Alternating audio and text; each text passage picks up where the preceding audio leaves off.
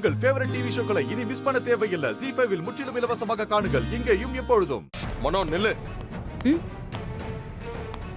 என்ன நினைச்சுக்கிட்டு இருக்க? காஃபி ஷாப்ல அப்படி ஒரு காரியத்தை பண்ணிட்டு வீட்டுக்கு போய் எல்லாத்தையும் பேசிக்கலாம்னு கூட்டிட்டு வந்துட்டு இங்க வந்து எதுவுமே நடக்காத மாதிரி போய்கிட்டு இருக்க.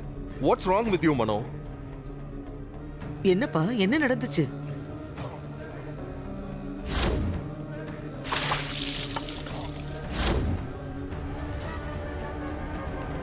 அடேங்கப்பா, மாப்பிள்ள தான் பாவம். என்னப்பா சொல்ற?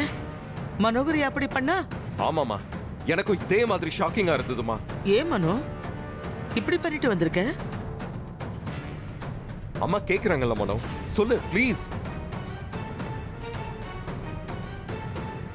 கிஷோர் மாதிரி ஒரு நல்ல பர்சனை எதுக்கு அந்த மாதிரி பண்ண மனோ? யார் சொன்னா அவன் நல்லவன்னு? உனக்கு தெரியாது எழில், அவன் ரொம்ப சீப்பான ஆளா இருக்கான். அவனோட பேச்சு அதை விட சீப்பா இருக்கு. இதத்தான் நீ அங்கேயும் சொன்ன மனோ, ஆனா என்ன நடந்துச்சுன்னு மட்டும் சொல்லவே மாட்டேங்கிற. அங்க அப்படி என்ன நடந்துச்சு தெளிவா சொல்லு. கிஷோர் உன்கிட்ட என்னதான் சொன்னான்? அத சொல்றதுக்கே ஒரு மாதிரியா இருக்கு. அத பத்தி பேச வேண்டாமே. அண்ணன் வந்து உன்னை மட்டும் கேள்வி கேட்க மாட்டாருமா, எங்களையும் கேள்வி கேட்பாரு. நீ வேணான்னு சொல்லிட்ட சரி, ஆனா என்ன பிரச்சனைன்னு தெரிஞ்சாதான் நாங்க உன் அப்பா கிட்ட பேச முடியும்.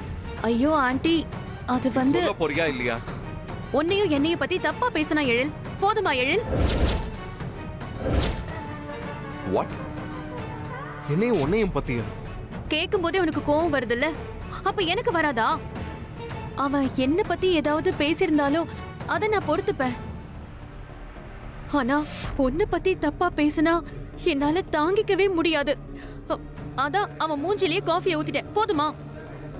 அவனுக்கு என்ன தெரியும் நம்மள பத்தி? அவன் எப்படி தப்பா பேசலாம்? இதுக்காக தான் இதெல்லாம் வேண்டான்னு சொன்ன எழில். அவனை பார்க்கும் போதே எனக்கு என்னமோ சரியா படல தெரியுமா? நீயும் அப்பா வந்து என்ன கம்பல் பண்ணீங்க. இப்போ அவன் காமிச்சிட்டான்ல யாருன்னு. ஆனா கிஷோர் பார்க்கவே அவ்வளவு இன்னசென்ட்டா இருந்தாரு. அவரு அப்படி பேசுவாருன்னு என்னால நம்பவே முடியல மனோ. நாங்க தள்ளி இருந்து பார்த்தப்ப கூட அவரு ரொம்ப ஜோவியால தான் பேசிட்டு இருந்த மாதிரி தெரிஞ்சது. என்ன சுடர், கரெக்ட் தானே? ஆமா சார், இதெல்லாம் தப்பு இல்லல. எழில் கேக்குறது கூட பரவாயில்ல, உனக்கு என்ன தெரியும்?